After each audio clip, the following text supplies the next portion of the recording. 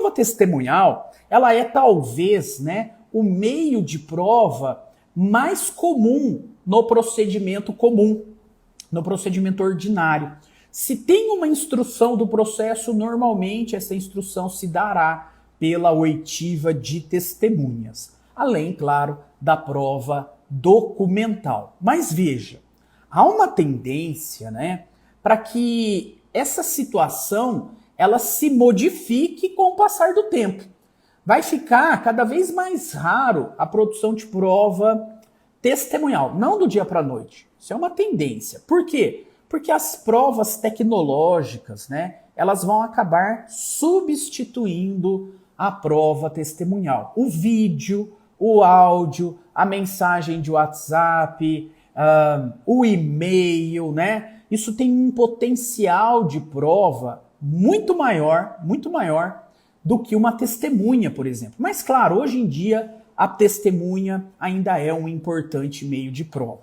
E o CPC, ele trouxe regras novas em relação à prova testemunhal. Talvez, né, a principal nova regra do CPC em relação a essa prova, a prova testemunhal, é a forma da intimação da testemunha, né? No procedimento comum, antigamente, no CPC anterior, era o próprio cartório, a própria serventia, o próprio juízo que providenciava a intimação da testemunha. E hoje essa realidade mudou. Hoje a regra é que a testemunha seja intimada pelo advogado ou advogada que a rolou. Então o advogado aqui ele tem uma incumbência, né, de se preparar adequadamente para cumprir essa função. A função de comunicar à testemunha que ele a rolou, da data, do horário e do local onde vai acontecer a audiência, para que ela compareça a essa audiência e preste o seu depoimento. Professor, na prática jurídica, como que isso tem ocorrido? Como isso tem acontecido? Tem dado problemas a intimação da testemunha pelo advogado? Sim, tem dado muito problema. E por quê? Porque muitos advogados, muitos profissionais do direito ainda não se deram conta de todas as regras que envolvem essa intimação. E é muito detalhe que você precisa observar no caso concreto. Bom, primeira questão que surge aqui é como que o advogado faz a intimação da testemunha. O código diz expressamente carta com AR. E aí você já tem um problema. Você depende do correio. E olha, entre nós aqui, não é bom depender do correio. E não é bom depender do correio por quê? Porque o serviço prestado pelo correio atualmente não é bom. O correio já prestou um serviço muito bom antigamente. Hoje não presta mais. E não presta mais por uma série de circunstâncias que a gente não vai entrar em detalhes aqui. Mas veja, o correio, ele demora para cumprir o ato. Você pega a carta, redige a carta de intimação da testemunha, coloca num envelope, coloca o endereço da testemunha, vai até um correio e protocola a distribuição dessa carta no correio. E paga para isso, né? Ainda tem que pagar para isso. Muito bem. E aí vai pedir com AR. Vai pedir com AR para você receber a resposta, onde vai ficar apurado se a testemunha recebeu ou não a carta de intimação. E aí entra um outro problema. Além da demora desse ato de ser cumprido pelo correio, até voltar a carta com AR demora, qual é o outro problema? O carteiro nunca encontra a testemunha. Raramente a carta é entregue para a testemunha. A maioria das vezes a carta com AR vem mudou-se, não localizado, não encontrado, não encontrou o número da casa. Olha, a maioria, 90% do que eu vejo na prática é a carta é frustrada. A carta não é entregue para a testemunha. Bom, e aí? Aí você tem uma outra opção, né? A opção de cumprir pessoalmente o ato ou delegar a alguém esse cumprimento, né? Você vai delegar lá, sei lá, para um estagiário, para um advogado auxiliar, ou você terceiriza esse serviço para o particular ir até o local onde está a testemunha, entregar a carta para ela, mas aí você tem que ter uma cautela para isso. Qual é a cautela? Pegar o recebimento da testemunha. Você tem que ter a contraprova de que a testemunha recebeu a carta, recebeu a intimação. Se você tem essa contraprova de que a carta foi entregue para a testemunha, porque ela assinou, recebia a intimação e te entregou essa declaração, você está tranquilo. Porque agora, né, você tem um comprovante de que a testemunha teve conhecimento, foi entregue para ela a data da audiência. Mas veja, só isso não é suficiente. Por quê? Porque você tem que pegar essa carta que a testemunha foi intimada e você tem que juntar no processo com até 3 dias de antecedência da audiência. Seja quando a carta foi positiva, foi cumprida, seja quando não foi. Quando o cartório, melhor dizendo, quando o correio devolveu a carta com AR e a carta com AR não foi cumprida, você também tem que juntar no processo com 3 dias de antecedência.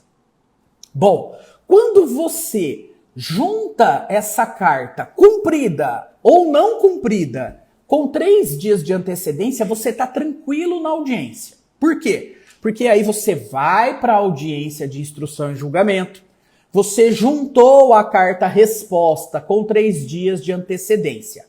Se a carta foi positiva, a testemunha foi intimada e ela não compareceu na audiência, você vai pedir que ela seja ouvida em outra oportunidade. E o juiz vai prorrogar a audiência para uma outra oportunidade. E agora, inclusive, essa testemunha que foi intimada, que você juntou a carta com a R com 3 dias, mas não compareceu à audiência, essa testemunha será intimada pelo oficial de justiça, para que ela compareça na próxima audiência que o juiz designou. Inclusive, o juiz vai consignar que se ela não comparecer, ela vai arcar com as custas do adiamento do processo, do adiamento da audiência. E pode ser, inclusive, conduzida coercitivamente. Mas por que é possível isso? Porque ela foi intimada e você juntou a carta com 3 dias de antecedência. Você juntou com 3 dias de antecedência, maravilha. A testemunha não compareceu na audiência, você poderá pedir que ela seja agora intimada novamente pelo oficial de justiça e que ela seja ouvida em outra oportunidade. Agora veja, se você não juntou a carta no processo, mas você sabe que ela foi intimada e ela não comparece, você não poderá pedir para o juiz redesignar essa audiência, ok? Professor, é possível intimar essa testemunha por e-mail? Eu entendo que é possível, desde que você tenha a cautela de comprovar para o juiz que a pessoa destinatária do e-mail é a testemunha e que ela abriu o e-mail.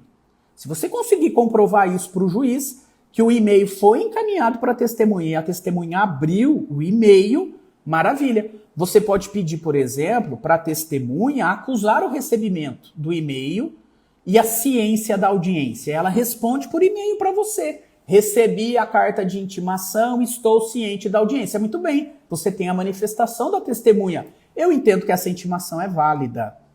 Ou você pode ter uma outra cautela.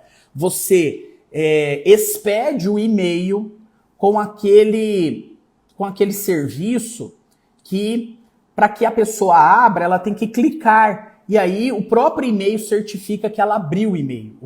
A própria provedora do e-mail certifica que o e-mail foi aberto, tá bom? Se você tiver essa cautela e juntar o e-mail com 3 dias de antecedência à data da audiência, eu entendo que você cumpriu o que determina o artigo 455. Você conseguiu aí comprovar a intimação da testemunha. Se essa testemunha não comparece na audiência, você está tranquilo. Você vai conseguir fazer com que ela seja ouvida em outra oportunidade e, inclusive, vai conseguir que ela seja intimada agora pelo oficial de justiça, ok? Agora, se você intimou a testemunha, mas você não juntou com 3 dias de antecedência a carta de intimação e no dia da audiência a testemunha não comparece, você não vai conseguir prorrogar a oitiva dela para outro momento do processo. Você vai perder a testemunha, estará precluso. Mas, professor, não é muita formalidade, né? Se eu comunico que eu intimei com 3 anos e a testemunha não comparece, eu consigo ouvi-la em outra oportunidade. Agora, se eu intimei a testemunha, mas não junto à carta ou o comprovante de que a testemunha recebeu a intimação com 3 dias e a testemunha não comparece na audiência, eu não consigo ouvir em outra oportunidade? Não consegue. O juiz vai dizer, precluiu. Você não cumpriu o que está previsto na lei, o requisito dos 3 dias. Mas, professor, por que tem esse requisito dos 3 dias? Não sei te dizer. Aí você tem que perguntar, né, para quem elaborou o Código de Processo Civil, que colocou lá esses 3 dias de antecedência da audiência, né? É um formalismo que existe agora. E agora isso deve ser observado. Muito bem. Professor, eu não consegui intimar a testemunha. Eu mandei a carta com a R eu não sei se foi entregue, se não foi, e a testemunha não compareceu na audiência. E aí você está em maus lençóis. Você está em maus lençóis. Se ela comparece, beleza, vai ser ouvida. Então você pode mandar a carta não devolveu, a carta não foi devolvida, você não sabe, chegou no momento da audiência e a testemunha não comparece. Está em maus lençóis. Agora, se você avisou a testemunha, você não sabe se a carta foi cumprida ou não, e a testemunha comparece, beleza. Testemunha compareceu, tá resolvido. Sem problema nenhum, tá bom? Falaram aqui, foi o Dr. Volpe, né, que fez isso. Não foi ele não, tá bom? Ele participou da comissão lá. Ele provavelmente deve saber a razão dos 3 dias, né, que deve ser juntado no processo antes da data da intimação, antes da data da audiência, os 3 dias da intimação, mas não é culpa dele isso aí, tá? Certamente não é culpa dele. Muito bem. Agora veja, vamos para uma outra situação. A testemunha foi intimada e não compareceu. E você comprovou? Maravilha. Se você comprovou, tá tudo certo, você vai conseguir redesignar a audiência. Ou, olha só que maravilha isso. Você intimou a testemunha e com 3 dias antes você consegue comprovar que ela foi intimada e junta no processo. Você pode agora, se ela não vai na audiência, pedir a redesignação da oitiva dela. E ela vai ser ouvida em outro momento do processo. Agora veja uma outra situação. Olha que situação interessante. Você encaminhou a carta com a R, ou você, né, tentou diligenciar e essa diligência foi frustrada. Não deu certo, a testemunha não foi intimada. Por quê? Porque ela mudou de endereço, porque ela mudou de local de trabalho, e agora você não sabe mais aonde a testemunha está. Se você pega esse comprovante de que ela não foi intimada e junta no processo com 3 dias de antecedência, você tem uma segunda opção. Você pode substituir a testemunha. Você pode substituir a testemunha, por quê? Porque você encaminhou a carta de intimação para ela e ela mudou. Ela não está mais morando naquele lugar e você juntou isso com 3 dias de antecedência. Se você juntou com 3 dias de antecedência, lá na audiência você pode substituir a testemunha. Você pode dizer, olha, essa testemunha aqui que eu arrolei quando eu fui intimado para manifestar, né, sobre o rol das testemunhas, eu arrolei essa pessoa. Essa pessoa não foi intimada, porque o endereço dela alterou. E eu comprovei isso com 3 dias de antecedência no processo. Maravilha. Você tem direito de substituir a testemunha. Mas, se você encaminhou a carta com a R, a carta foi frustrada porque a testemunha mudou-se e você não juntou essa resposta com 3 dias de antecedência à data da audiência, você não substitui a testemunha. Você não consegue substituir a testemunha. Então, o que eu vejo na prática? Na grande maioria dos casos, o advogado expede a carta de intimação. E ele vai para a audiência e a testemunha não comparece. E ele diz assim, olha, a testemunha mudou de endereço.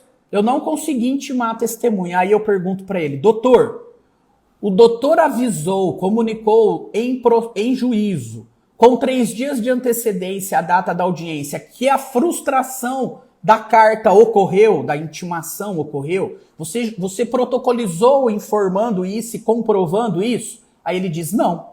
Então eu falei, se o senhor não juntou isso com 3 dias de antecedência, não pode substituir a testemunha agora. Você teria que ter feito isso com 3 dias de antecedência. É a regra processual. Se a regra é boa, se a regra é ruim, não cabe a nós aqui discutirmos. O que nós temos que entender é que é assim que está exposto no CPC.